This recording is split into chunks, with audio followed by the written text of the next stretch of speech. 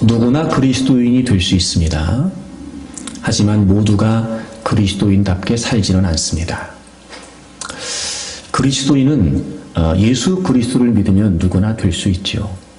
하지만 더 중요한 것은 그가 그리스도를 믿음으로 얼마나 그리스도인답게 사냐는 거지요. 그래서 사실 우리는 예수님을 믿는다 이렇게 말하는 것보다 내가 얼마나 예수님을 믿음으로 사느냐를 더 늘 살펴야 되는 겁니다. 하나님께서 아브라함이 75세 때 그를 찾아오시고 그를 부르십니다. 내가 너로 하여금 모든 민족이 복을 받게 할 것이다 약속해 주시고 큰 민족을 이루어 줄 것에 관해 후손에 관한 약속을 주십니다. 계속해서 시간이 흐르고 아브라함도 사라도 나이를 먹게 되고 점점 아이를 낳을 수 있는 가능성이 희박해지게 돼요. 그리고 오늘 창세기 17장이 시작이 되면 그가 99세라고 기록이 되어 있습니다. 여전히 하나님께서 약속의 징표로서 주셨던 아들은 그들에게 없었습니다. 그리고 이제는 아이를 낳을 수 있는 상황이 거의 불가능하게 되었습니다. 그때 하나님께서 아브라함에게 나타나셔서 아들에 관한 말씀보다는 그가 할례를 행해야 된다는 걸 명령하시죠. 할례라고 하는 것은 바로 하나님께서 아브라함에게 약속을 주셔서 아브라함이 하나님 백성 되고 하나님이 아브라함의 하나님이 되셨는데 바로 이제부터 너를 비롯하여 너의 모든 후손들이 나의 백성이다 라고 하는 의미로 하나님께서 할례를 행하라고 그에게 말씀하셨습니다. 하나님의 할례를 주신 의미는 바로 그런 의미였어요. 너가 이제부터 하나님의 백성이고 너의 후손들이 하나님의 백성이다. 그리고 이제부터 하나님의 백성으로 나의 백성으로 살아야 된다라고 하는 의미를 담은 것이었습니다. 그래서 실제로 이 할례는 구약시대 당시에 하나님의 백성이 되는 표시였고 그래서 그들은 자신들이 하나님의 백성이다라고 하는 사실을 의식하고 하나님의 백성답게 살려고 했던 것이었습니다. 물론 이 시대를 살아가고 있는 우리는 이런 의식으로서의 할례는 행하지 않습니다. 손으로 하는 할례를 행하지는 않지요. 하지만 바울 사도가 이야기한 것처럼 손으로 하지 않는 할례, 그리스도의 할례를 우리가 다 받았다라고 바울은 우리에게 알려주고 있습니다. 여러분, 우리가 이런 의식적인 할례를 행하지는 않지만 우리가 예수 그리스도를 믿는다는 건 무슨 말이냐면 그리스도의 속죄의 은혜, 나의 죄를 위해 죽으시고 부활하셨던 그 그리스도를 통해서 이제 우리 모두 할례를 받았다는 것을 의미합니다. 그러므로 우리 역시 그리스도의 할례를 기억하고 그리스도 할례를 가슴에 새기면서 내가 이제 그리스도인이 되었고 그래서 우리도 그리스도인으로 살아야 된다. 그리스도인답게 살아야 된다라고 하는 것을 늘 잊지 말아야 합니다. 그래서 여러분, 우리를 규정하는 가장 중요한 그리고 가장 우선적인 정체성은 무엇일까? 바로 우리가 그리스도인이고 그래서 그리스도인으로 살아야 된다는 것입니다. 그래서 여러분, 말씀을 통해서 과연 우리가 그리스도의 할례를 받은 자들로서 그리스도인으로 산다는 건 과연 어떤 의미일까? 지난 주일부터 함께 우리가 말씀을 나누고 있습니다. 지난 주일에 첫 번째 말씀을 여러분과 나눴는데요. 우리가 그리스도인답게 산다는 게 과연 무슨 의미냐? 그건 바로 하나님의 비전으로 살아야 된다는 것입니다. 75세 때 하나님이 그에게 약속을 주셨습니다. 그런데 시간은 점점 흐르고 어찌된 일인지 아들은 생기지 않고 아마 아브라함과 사라는 하나님의 약속이 더디다고 느껴졌을 겁니다. 10여 년의 세월이 흘렀습니다. 늘 고민이 됐습니다. 어떻게 해야 아들을 낳을 수 있는 것이? 왜 아들을 주시지 않는 걸까? 그러다가 사라가 뜻밖의 제안을 하죠. 그건 하나님이 원하시는 방법이 결코 아니었습니다. 자신의 몸종이었던 하갈을 아브라함과 동침하게 하지요. 그리고 아들을 얻자는 거예요. 아브라함도 그 제안을 수용하게 됩니다. 그래서 그 둘 사이에서 이스마엘이 태어나게 됩니다. 그때 아브라함의 나이가 86세였습니다. 그리고 창세기 17장의 본문이 아브라함이 99세로 시작을 하지요. 13년의 시간이 흐른 채 하나님은 이제 비로소 아브라함에게 나타나셨던 겁니다. 여러분 13년이라면 꽤 긴 시간입니다. 그 이전까지만 해도 아들이 없었던 아브라함과 사례는 아브라함의 아들에 관해 고민을 하고 있었을 것입니다. 그런데 하나님이 원하셨던 방법은 아니었지만 그들 나름대로 인간적인 방법으로 아들을 낳았어요. 여러분 생각을 해보십시오. 86세 아들을 낳았고 그러니 그 뒤로부터 흐르는 시간들은 점점 저 아이를 낳을 수 있는 가능성이 없었던 겁니다. 여러분 아브라함과 사라가 무슨 생각을 하게 되었을까요? 이제 이스마엘이면 조카다 이렇게 생각했을 거예요.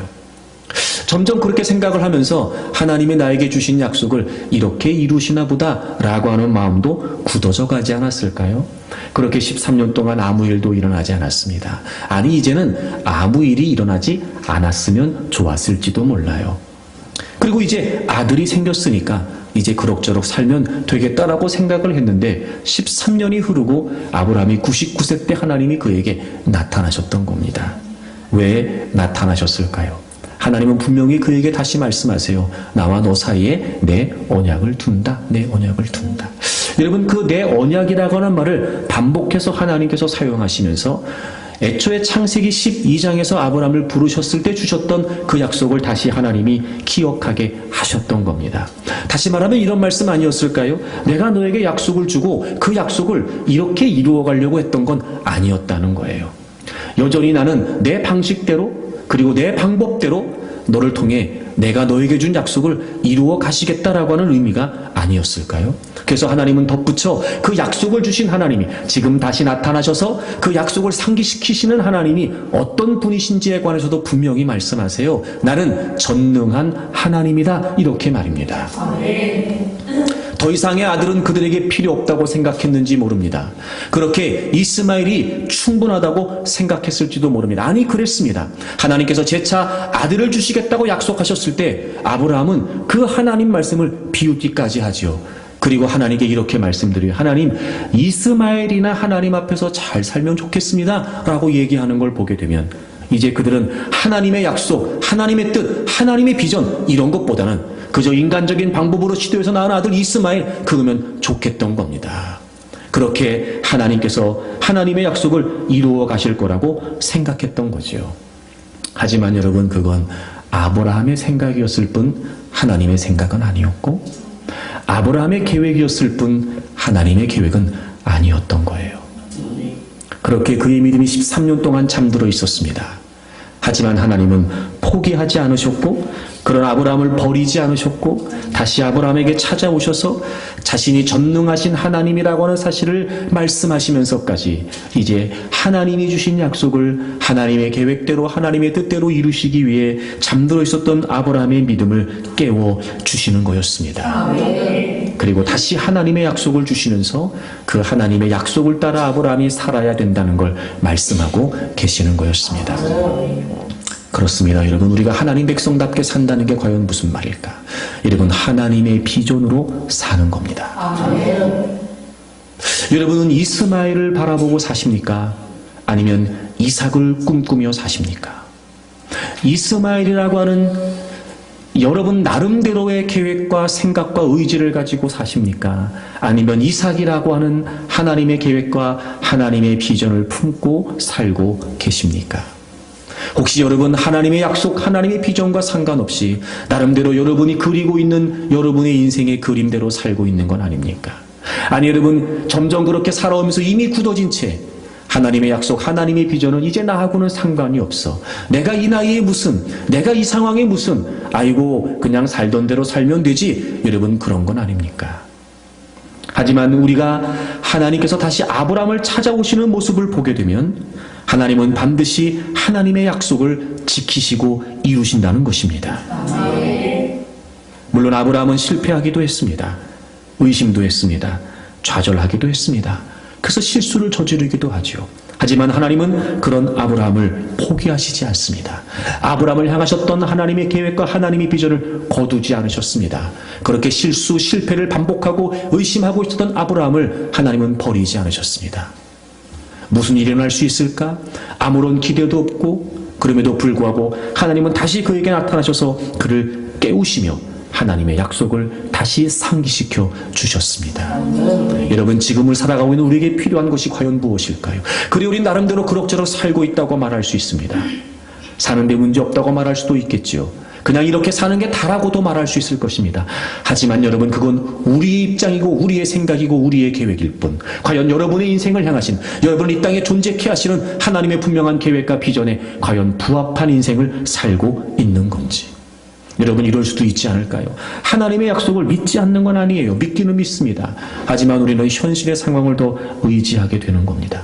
하나님의 약속과 현실 사이에서 너무나 큰 차이가 벌어져 가고 있는 것처럼 보여지기에, 여러분, 우리는 약속을 믿지 않는 건 아니지만 오히려 상황을 더 신뢰하고 있는 건 아닐지. 그럼에도 불구하고 100살이 된 그들에게 아들을 주실 수 있었던 전능하신 하나님께서는 여러분, 오늘을 살아가고 있는 우리에게도 얼마든지 그 모든 현실의 상황들을 넘어서서 하나님은 하나님의 계획대로 우리를 이끄시고 또 하나님의 계획 안에서 우리를 사용해 주실 것이라고 확신합니다. 그러므로 여러분, 혹시라도 이제 여러분의 믿음이 휴면 상태에 있다면, 하나님의 약속을 잊은 채, 하나님의 비전을 외면한 채 그냥 여러분 이스마엘이면 좋겠다라고 여러분이 살고 있었다면, 여러분, 오늘 하나님이 여러분을 깨워 주시기를 바랍니다. 혹시 여러분, 하나님의 비전, 하나님의 계획이라고 하는 이 모든 이야기들이 희미해지고 뿌얘진 건 아닐지. 마치 여러분, 한 번도 손이 닿지 않아 먼지가 뽀얗게 쌓인, 먼지가 수북히 쌓인 그런 희미한 기억의 비전과 약속은 아닐지. 하지만 여러분, 하나님은 늘 우리를 깨우시는 분이십니다. 결코 잊지 않으시고 결코 포기하지 않으시고 어떤 방법으로는 하나님은 우리를 찾아오셔서 여러분의 인생을 통해 갖고 계시던 분명한 하나님의 계획대로 하나님은 여러분을 쓰시기를 원하십니다. 우리는 포기할지 모릅니다. 하지만 하나님은 포기하지 않으십니다. 우리는 잊고 살지도 모르죠.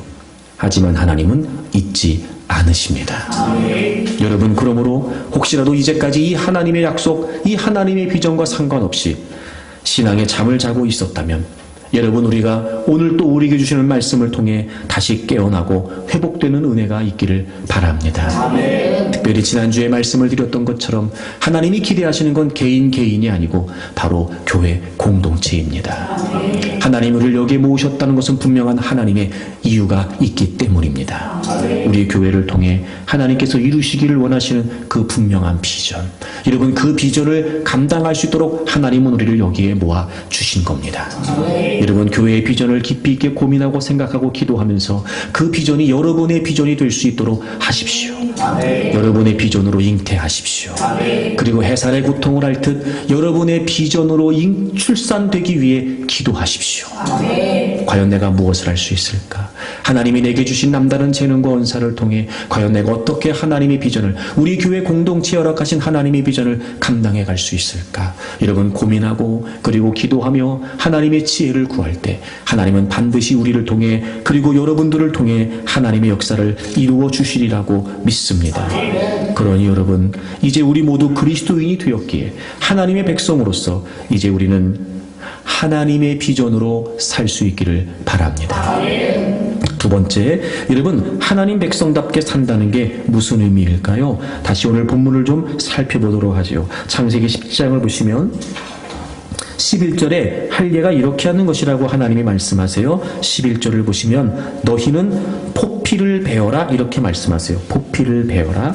여러분, 이 당시 할례는 어떤 의식이었냐면, 여러분이 잘 아시겠지만 남자의 생식기에 포피를 잘라내는 것이었습니다. 그리고 12절 맨 마지막에 보시면요, 난지 8일 만에 할례를 받으라고 하셨어요. 그리고 이것에 관해 하나님이 다시 이렇게 말씀하세요. 13절, 내 언약이 너희의 살에 있다. 여러분, 이 할례는 하나님과 이스라엘 백성들 사이의 약속이었습니다. 약속. 그래서 이제 너희들이 내 백성이다. 내 언약 속에 내 백성들이다. 이 내 백성답게 살아라. 그리고 하나님이 할례를 행하라고 하셨는데, 여러분, 그 할례는 포피를 베는 거예요.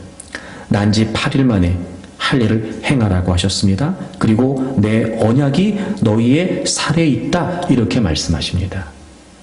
여러분이 잘 짐작하셨겠지만 여러분 난지 8일 만에 할례를 받게 되면 평생 여러분 이들은 자신의 몸에 흔적이 남습니다.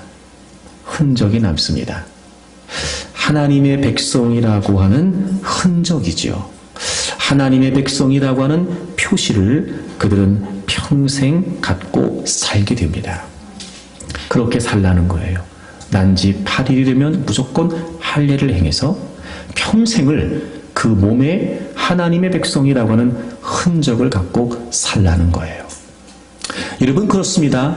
우리가 하나님 백성답게 산다는 거, 그리스도인으로 산다는 건 무슨 말이냐면 하나님의 흔적을 갖고 산다는 거예요. 물론 서두에 말씀드렸던 것처럼 우리는 지금 손으로 하는 할례를 행하지는 않습니다. 하지만 우리가 다 그리스도의 할례를 받았지요. 여러분 예수 그리스도의 피 흘리심, 예수 그리스도께서 자신의 몸을 찢으시고 물과 피를 다 쏟아내시고 십자가에 매달려 죽으셨던 그 예수 그리스도의 대속의 죽으심으로 말미암아 이제 우리가 하나님의 백성 즉 그리스도인이 되었습니다. 그러므로 여러분 우리가 우리의 포피를 잘라내어 우리의 살의 흔적이 남는 건 아니지만 우리가 그리스도인이 된다는 건 모두 다 바로 그리스도의 피 흘리심, 그리스도의 찢기심, 그리스도께서 십자가에 죽으셨던 그 흔적이 우리의 몸에 있는 거나 같다는 거예요. 우리는 바로 그 하나님의 흔적을 갖고 살아야 된다는 겁니다. 그런 마음이 들었어요. 우리가 흔적을 가지고 산다는 게 그럼 무슨 의미일까? 흔적을 가지고 산다는 게 무슨 의미일까? 첫째 이런 의미예요. 여러분 선택이라는 거예요. 선택. 사실 여러분 아브라함이 할례를 받기 전까지 하나님의 부르심을 받기 전까지 그냥 갈대아 우르에서 살았던 보통 사람이었습니다. 그가 처음부터 하나님 백성이 아니었죠. 그런데 하나님께서 그를 부르셨어요. 선택하셨어요. 그리고 할례를 통해서 이제 몸에 흔적을 남기라는 거예요. 내가 너를 선택했다. 내가 너를 불렀다. 이렇게 말입니다. 이스라엘 백성들이 마찬가지입니다. 여러분 이스라엘 백성들이 이렇게 하나님에 의해 선택되기 전에 그들도 이방인이었습니다. 하나님 밖에 있었고 하나님의 약속과 상관없었던 존재들이었죠. 그런데 그들이 하나님 백성 된 게 왜 그렇게 됐습니까? 하나님이 그들을 선택하신 거였습니다. 여러분 우리가 그렇습니다. 우리가 하나님 자녀 됐습니다. 지금은 우리가 하나님의 자녀로 삽니다. 하지만 이전에 어땠습니까? 우리는 진노의 자식이었습니다. 진노의 자녀들이었습니다. 그런데 우리가 어떤 행위가 있어서, 우리가 어떤 노력과 수고가 있어서 아니요, 그렇지 않습니다. 전적인 하나님의 은혜였습니다. 그렇게 우리가 선택받은 거예요. 이제 여러분 잘 아시죠? 아직도 예수님을 믿지 않은 사람들이 많이 있습니다. 아직도 복음을 듣지 못하는 사람도 너무 많이 있습니다. 그럼에도 불구하고 우리는 그 어떤 이유로도 설명될 수 없는 하나님의 은혜로 말미암아 먼저 복음을 들었고 그래서 예수님을 믿고 지금 우리가 하나님의 자녀가 된 것입니다. 여러분 하나님의 흔적이 어떤 의미가 있어요? 바로 주권적인 하나님의 은혜의 선택이 우리에게 있다는 겁니다. 여러분 에베소서 2장을 좀 찾아보겠습니다. 1절부터 보겠습니다. 그는 허물과 죄로 죽었던 너희를 살리셨도다. 여러분 예수 그리스도의 피 흘리신 흔적, 예수 그리스도가 자신의 몸을 찢으시고 피를 흘리고 목숨을 내어놓으셨던 그 흔적 때문에 우리가 허물과 죄로 죽어있던 우리가 살아나게 되었습니다. 예수님 이전에 우리는 허물과 죄로 죽어있었던 사람들이었습니다. 그리고 2절에 보시면 우리는 불순종의 아들들 가운데서 역사하는 영을 따라 살았습니다. 즉 사단의 지배를 받고 사단의 통치를 받고 그렇게 살고 있었던 게 바로 우리였습니다. 하나님께 대적하는 그 대적자 사단의 충동을 받아 살 수밖에 없었던, 하나님을 대적하여 불순종했던 존재가 바로 우리였습니다.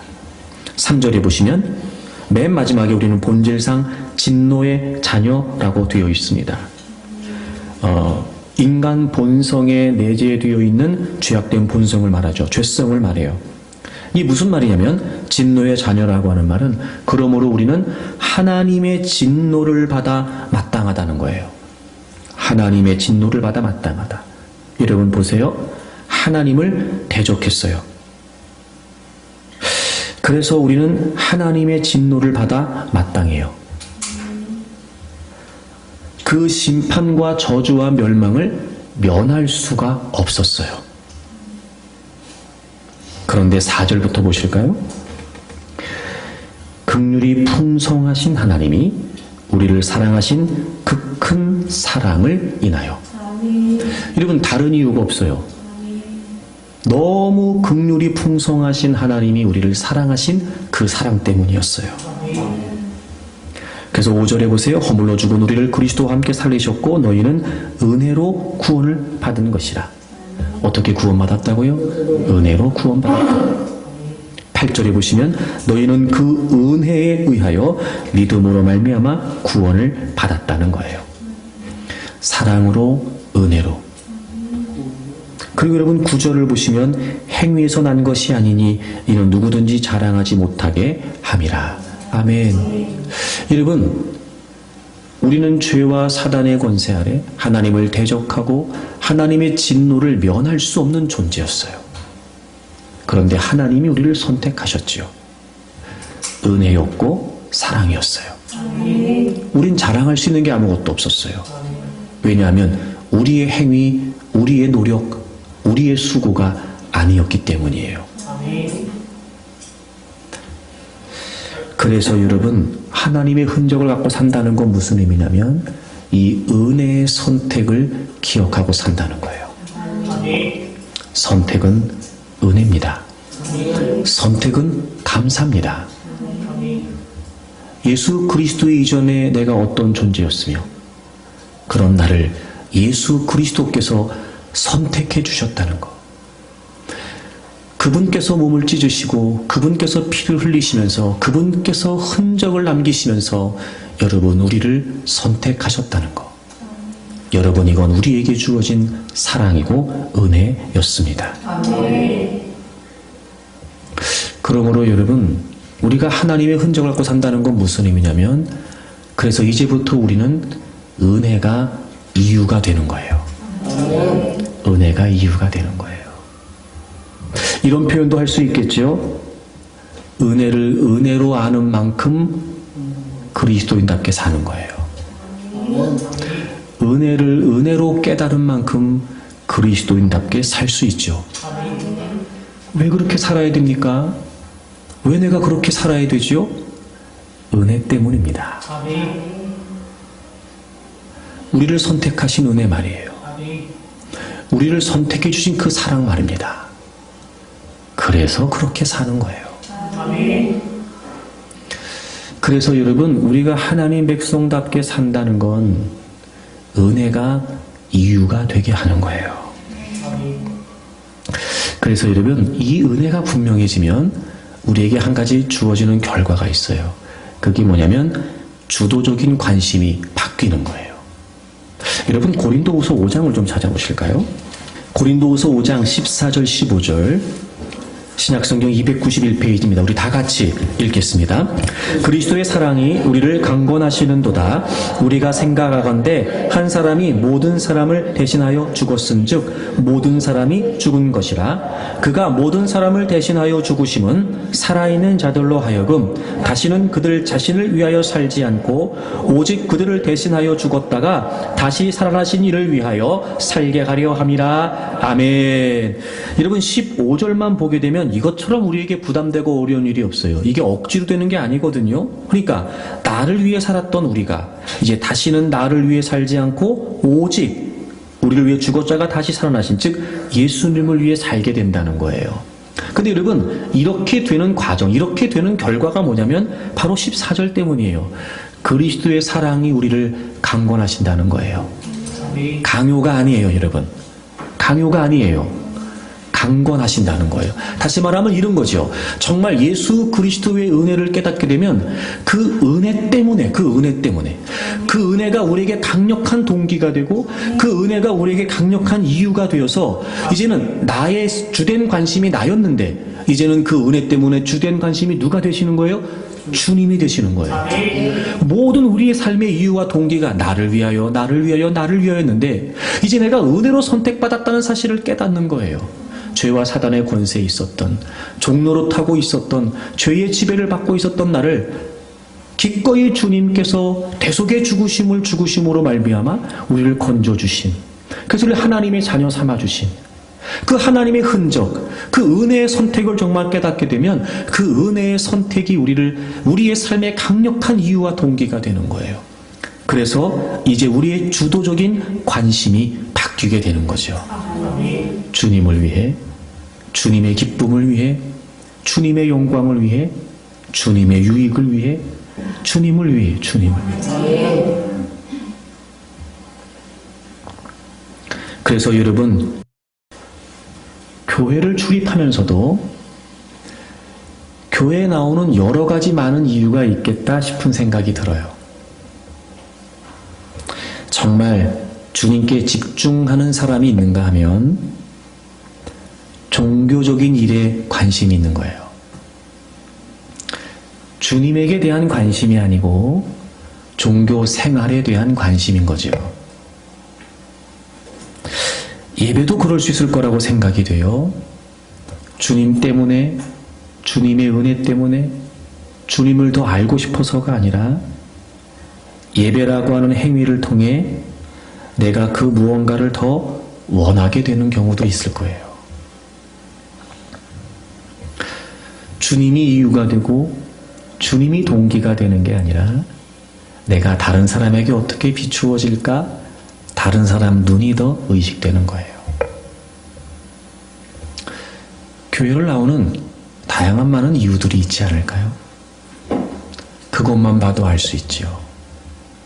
내가 무엇 때문에 기뻐하고, 내가 무엇 때문에 슬퍼하고, 내가 무엇 때문에 즐거워하고, 내가 무엇 때문에 즐거워하는가. 우리의 주된 관심사. 이제 나에서 주님으로 바뀌게 되는 거예요.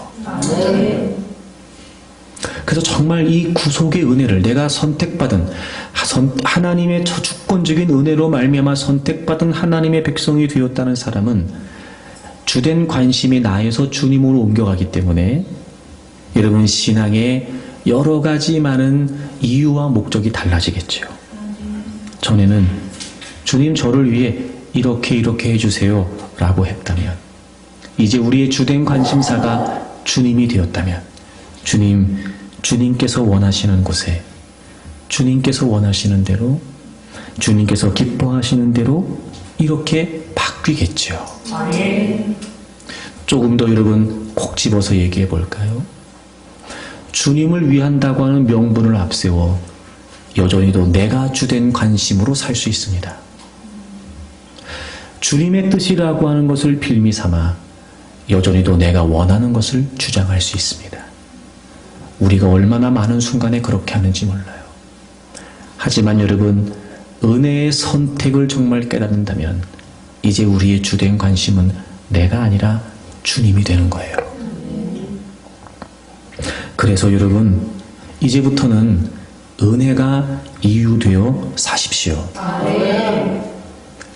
요한복음 12장에 보면 죽은 나사로가 살아나게 되고 그리고 그 가정에서 주님을 초청한 잔치가 벌어지게 됩니다. 거기에서 마리아가 예수님이 식사를 하고 계실 때 아주 고가의 300데나리온 정도, 당시에 한 데나리온이 하루 노동자의 품삯이라고 하는데 그러면 적어도 그 가치는 1년치 연봉에 해당되는 거죠. 그런 아주 고가의 향유를 깨뜨려서 주님의 발에 부어드리게 되고 그리고 자신의 머리털로 그 주님의 발을 씻기게 됩니다. 그 모습을 보고 있던 제자들 중에 가룟 유다가 얘기하죠. 저렇게 비싼 향유를 왜 낭비하냐는 거예요. 차라리 팔아서 가난한 자들에게 주지 왜 저걸 저렇게 낭비하냐는 거예요. 여러분 그 말도 다 틀린 말은 아니에요. 근데 성경에 보게 되면 그렇게 이야기한 가룟 유다의 속내를 성경에 기록하고 있거든요. 그는 돈괴를 맡은 사람이었는데 그걸 훔쳐가는 도둑놈이었어요. 그게 들여지면 자기가 챙겨갈 수 있었거든요. 그것 때문이었어요. 근데 마리아는 그 고가의 향유를 주님을 위해 깨뜨리게 되죠. 여러분, 우리식으로 생각하면 이게 이해가 안 되는데요. 이 당시에 유대인들은 식사를 할 때 비스듬히 누워서 식사를 했어요. 그래서 한 팔로 이렇게 몸을 기대고, 그리고 약간 비스듬히 쭉 뻗어서 그리고 식사를 했어요. 그러니까 당연히 마리아가 얼마든지 예수님의 발에 향유를 부어드리고 머리털로 닦을 수가 있었던 거죠. 여러분, 들으시면 느낌이 오시지요? 이 마리아가 얼마나 예수님에 대해 극진한 사랑과 또 존경과 그리고 섬김을 지금 표현하고 있다는 걸 말입니다. 왜 그랬을까요, 여러분? 우리는 요한복음 11장의 내용을 보면 짐작할 수 있어요. 죽었던 자신의 오빠 나사로를 예수님이 살려주셨거든요. 배경을 보게 되면 아마도 이 마리아의 가정에는 부모가 없었던 것 같아요. 오라버니 나사로와 그리고 마리아, 마르다 이렇게 3남매가 살고 있었어요. 가정의 기둥이고 가장이었습니다. 오빠가 병들어 죽게 되었는데 죽은 지 나흘이 되고 난 이후에 주님이 오셔서 그 죽은 나사로를 살려주셨어요. 얼마나 감사했을까? 무엇으로 바꿀 수 있었을까? 그는 고민했을 거예요. 이 은혜를 내가 어떻게 주님 앞에 표현할 수 있을까? 그는 은혜가 이유가 되어 고민하기 시작합니다. 그래서 누군가가 봤을 때는 저렇게까지 할 필요가 있을까? 누군가 봤을 때는 왜 저걸 저렇게 낭비할까? 라고 말할 수 있을 때 마리아는 기꺼이 그걸 주님을 위해 깨뜨리게 되죠. 은혜가 이유가 됐던 거예요. 우리가 하나님 백성답게 산다는 건 하나님의 흔적을 갖고 산다는 거예요. 그 흔적은 선택입니다. 여러분, 선택은 주권적인 하나님의 은혜예요. 만약에 우리가 아직도 예수 그리스도를 믿지 못하고 있는 그 부류 속에 있었다면 그들보다 우리가 무엇이 더 나았기에 우리가 지금 하나님의 자녀가 될 수 있었을까? 다른 이유로 설명이 안 돼요, 여러분. 소위 우스갯소리로 성적순으로 구원받는다면 우리는 아직도 순서를 기다리고 있어야 되는지도 모르죠. 재산순으로 구원을 받는다면 여러분, 우리는 기회가 없을지도 몰라요. 그런 거 없었어요. 그러니 전적인 하나님의 은혜였단 말이에요. 여러분, 은혜가 이유가 되어 사십시오. 또 한 번 생각해 봤어요. 여러분, 하나님의 흔적을 갖고 산다는 게 무슨 말일까? 이제 우리에게는 흔적이에요. 우리에게는 흔적이에요. 그런데 하나님 입장에서 봤을 때는 이게 무슨 의미일까? 자, 모든 사람들이 있는데 그 중에 하나님께서 하나님의 백성이야 그리고 이제 흔적을 남기셨어요. 여러분, 이게 뭐 하는 걸까요?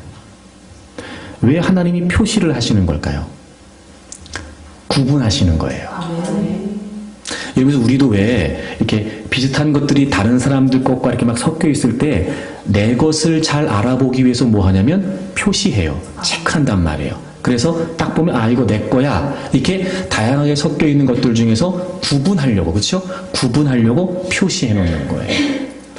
몸에 흔적이 남겨져 있어요. 즉 할례를 받은 사람들은 하나님의 백성들이에요. 그렇지 않으면 이방인들이죠. 하나님이 그렇게 몸의 흔적을 남기라고 하신 이유가 뭘까? 바로 구분해 놓으신 거였어요. 다시 말하면 이런 거죠. 너희들은 내 백성이야. 그들과는 다르다. 그들과는 달라. 내가 너희들 표시해 놨어. 너희들은 내 백성이야. 너희들은 구분돼 있다. 너희들은 그들과는 다르다. 이런 의미였어요. 우리가 하나님의 흔적을 갖고 산다는 건 이런 의미입니다. 우리가 여러분 구분된다는 거예요. 구분된다. 다시 말하면 이런 의미 아닐까요? 우리가 다르게 산다는 거예요. 다르게 산다는 거. 여러분, 할례의 의미가 이렇습니다. 갈라디아서 6장을 좀 찾아보세요. 바울이 이런 이야기를 합니다. 갈라디아서 6장 15절을 보시게 되면 할례나 무할례가 아무것도 아니로되 오직 새로 지으심을 받는 것만이 중요하니라. 할례라고는 의식을 지금 해가지 않아요. 그러니까 손으로 하는 할례를 받았다 받지 않았다 이건 중요하지 않다는 거예요. 그러나 아주 그 할례의 중요한 의미를 바울이 설명하지요. 오직 새로 지으심을 받은 것이 중요하다는 거예요. 여러분 이런 겁니다. 우리가 예수 그리스도를 믿기 이전에, 그리스도의 할례를 받기 이전에는 우리는 세상에서 죄와 사망 가운데 거하고 있었어요. 그런데 그리스도의 할례를 통해서 우리가 예수님을 믿어 하나님 백성 되었다, 하나님의 흔적을 갖게 되었다는 게 무슨 의미냐면 이제 우리는 새로 지으심을 받았다는 거예요. 새로 지으심을 받았다는 거예요. 그러니 여러분 생각해 보세요. 우리가 죄와 사단의 권세 가운데 있을 때하고 지금은 예수 그리스도를 믿음으로 새로 지은, 새롭게 창조된 존재가 됐으니까 당연히 우리의 삶은 달라지겠지요. 바로 구분이 이런 의미예요. 구별이 이런 의미예요. 그러니까 이런 거죠. 우리가 새로 지은 존재가 됐기 때문에 다르게 산다는 거예요. 새로운 존재가 됐으니까 당연히 새롭게 살겠지요. 죄와 사단의 권세 가운데 있을 때는 그렇게 살았어요. 그게 맞았어요. 왜냐하면 그 속에 있었으니까요. 하지만 이제 우리가 새로 지은 존재가 됐어요. 다른 존재가 됐어요. 그러므로 이제 우리는 다르게 살게 되는 거예요. 그래서 여러분, 하나님의 흔적을 갖고 산다는 건 무슨 말이냐? 우리가 다르게 산다는 거예요. 은혜로 산다는 건 주된 관심사가 달라진다는 거예요. 우리가 다르게 산다는 건 우리를 주관하는 성향이 바뀌었다는 거예요. 여러분 지금 갈라디아서를 펴고 있는데요. 2장 20절을 보겠습니다.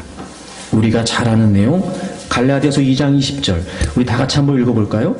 우리 같이 읽겠습니다. 내가 그리스도와 함께 십자가에 못 박혔나니 그런즉 이제는 내가 사는 것이 아니요 오직 내 안에 그리스도께서 사시는 것이라. 이제 내가 육체 가운데 사는 것은 나를 사랑하사 나를 위하여 자기 자신을 버리신 하나님의 아들을 믿는 믿음 안에서 사는 것이라. 아멘. 여러분 우리가 그리스도와 함께 십자가에 못 박혔대요. 여러분 우리가 예수님을 믿는다는 것은 우리에게 아주 강력한 요구가 주어지는 거예요. 그러니까 이런 거죠. 이제까지 나를 위해서, 나의 이익을 위해 나의 권리를 주장해왔던 우리 안의 죄성, 우리 안의 죄성의 요구를 따랐던 우리가 이제는 사형 선고를 내리라는 거예요. 주님이 십자가에서 죽으셨을 때 우리도 그 주님과 함께 십자가에 못 박혔다는 거죠. 여러분 이런 거예요. 여러분 예수님이 여러분을 사랑하십니다. 예수님 믿으면 구원받습니다. 그래요? 내가 그러면 이제 예수님을 믿지요. 믿기로 결심하지요. 제가 주님을 따르기로 결심하지요. 단순히 이런 결심의 의미가 아니고요. 예수님을 믿는다는 건, 내가 예수님과 함께 십자가에 못 박혔다는 건 내가 예수 그리스도와 이제 일치가 되었다는 거예요. 우리가 지금까지 예수님을 믿는다라고 생각했던 그 생각보다, 그 의미보다 더 강력한 요구가 우리에게 주어진 거예요.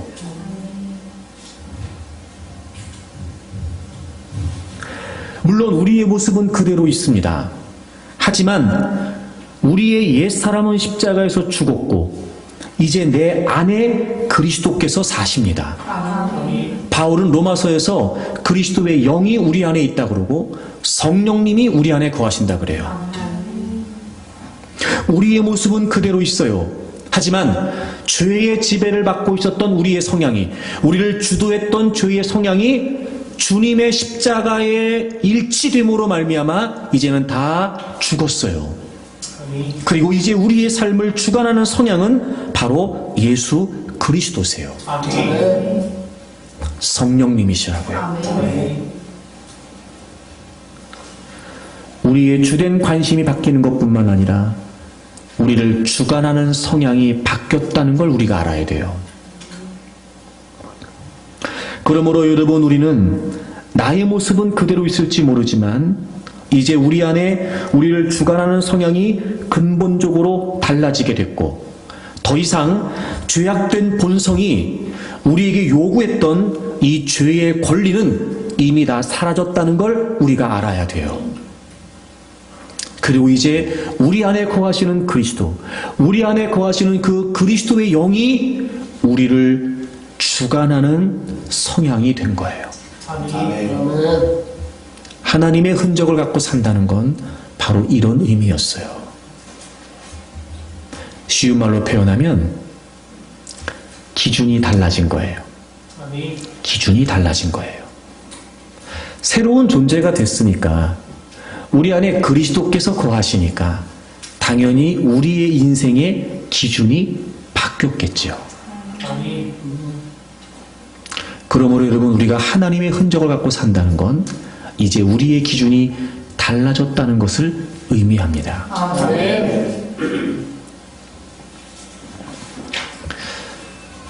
이 기준을 쉽게 말씀드리려고 그래요. 하나님 보시기에.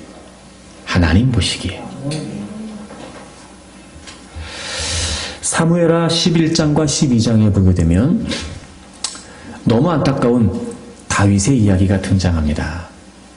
어느 날 왕궁을 거닐다가 한 여인이 목욕을 하는 모습을 보게 돼요. 누군지를 알아보라고 했더니 바로 다윗의 충직한 장수였던 우리아의 아내 밧세바라고 합니다. 우리아는 지금 전쟁에 나가 있습니다. 다윗이 그 밧세바를 불러오라고 하지요. 그리고 그녀와 동침을 하게 되고 그녀가 아이를 갖게 됩니다. 다윗이 이 사실을 무마하려고 전쟁터에 나가 있는 우리아를 오라고 해요. 그래서 밧세바와 밤을 보내게 하면서 이 사실을 무마하려고 했습니다. 너무 충직했던 우리아가 그런데 왕의 부름을 받고 왔지만 집에 가서 편하게 잘 수 없다는 거예요. 첫 번째 시도를 실패하게 됩니다. 다윗이 끔찍한 생각을 하게 돼요.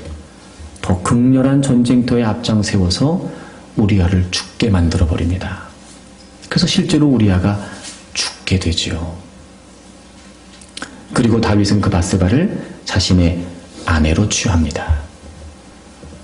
어떻게 이런 끔찍한 일을 저지를 수 있을까? 그런데 그 당시에 다윗이 이런 일을 했을 때 아무도 제지하지 못했습니다. 아마도 왕의 권력이 막강했기 때문이었을 겁니다. 아무도 제지하지 못했을 뿐만 아니라 아무도 제지하지 않았습니다. 이런 의미가 아니었을까요? 당시에 왕 정도라면 왕이니까 가능했을 수도 있다. 당시에 말입니다.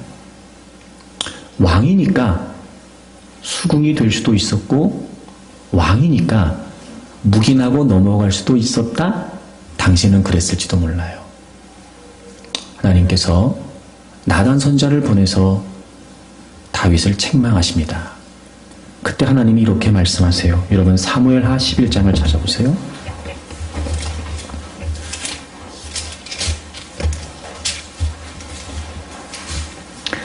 26절, 27절만 보겠습니다. 구약성경 479페이지 사무엘하 11장 27절을 보세요.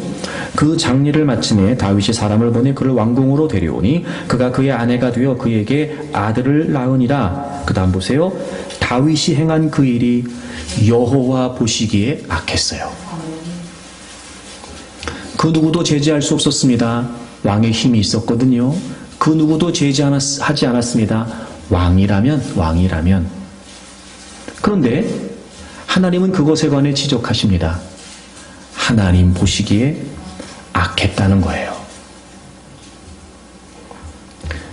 다윗은 왕으로서가 아니라 하나님의 백성으로서 하나님 보시기에 살폈어야 했습니다. 우리도 그럴 수 있지 않을까? 끼리끼리는 허용될 수 있습니다.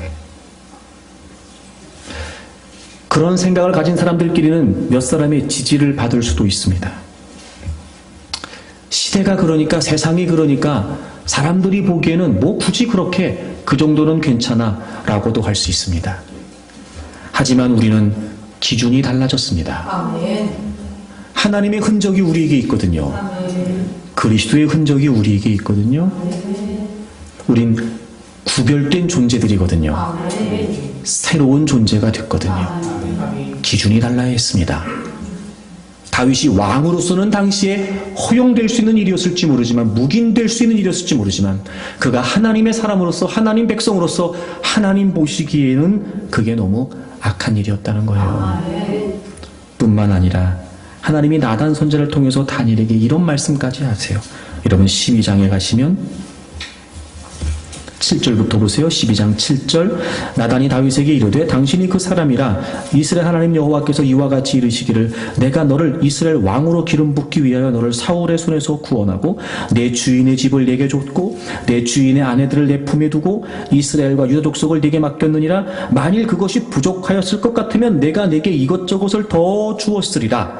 그러한데 어찌하여 내가 여호와의 말씀을 업신여기고 나 보기에 악을 행하였느냐. 여러분 7절 8절의 내용이 무슨 내용이에요?